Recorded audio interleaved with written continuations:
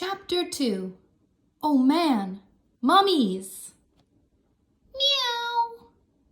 Jack and Annie looked out the window. The treehouse was perched on the top of a palm tree. The tree stood with about a dozen other palm trees. They were in a patch of green surrounded by a desert. Meow! Jack and Annie looked down. The black cat was sitting at the bottom of the tree. The cat's yellow eyes were staring up at Jack and Annie. Hi, Annie shouted. Shh, said Jack. Someone might hear you. In the middle of the desert? In the middle of a desert? Said Annie. The black cat stood up and began walking around the tree. Come back, Annie yelled. She leaned out the window to see where the cat was going. Oh, wow, she said. Look, Jack. Jack leaned forward and looked down. The cat was running away from the palm trees toward a giant pyramid in the desert. A parade was going toward the pyramid. It looked exactly like the parade in the Egypt book.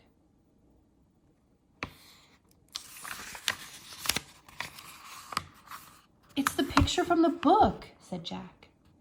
What are those people doing? Asked Annie. Jack looked down at the Egypt book. He read the words under the picture. When a royal person died, a grand funeral procession took place. Family, servants, and other mourners followed the coffin. The coffin was called a sarcophagus. It was pulled on a sled by 4 oxen. It's an Egyptian funeral, said Jack. The box is called a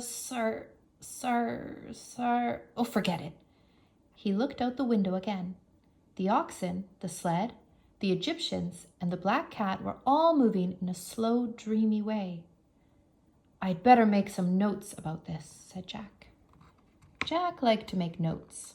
He reached into his backpack and pulled out his notebook. Jack wrote, Coffin called sarcophagus.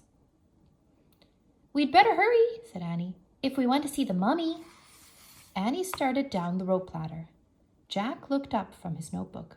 Mummy? He said.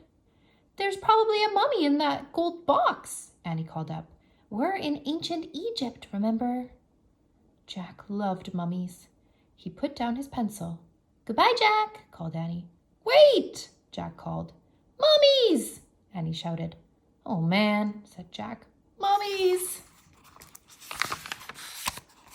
Jack shoved his notebook and the Egypt book into his pack. Then he started down the ladder. When Jack got to the ground, he and Annie took off across the sand. As they ran, a strange thing happened.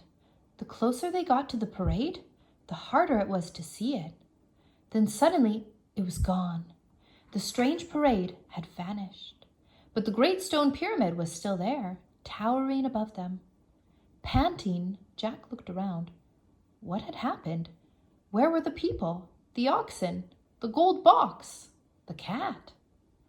They're gone, said Annie. Where did they go? Said Jack.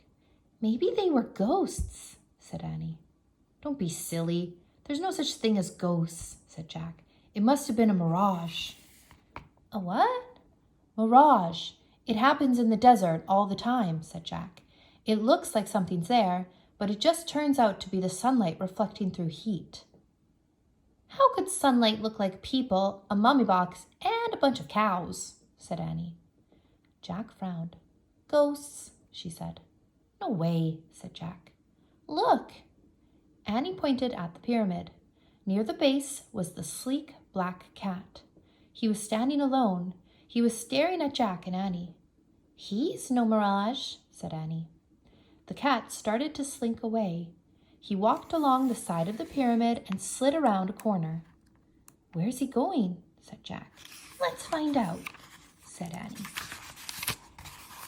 They dashed around the corner just in time to see the cat disappear through a hole in the pyramid wall.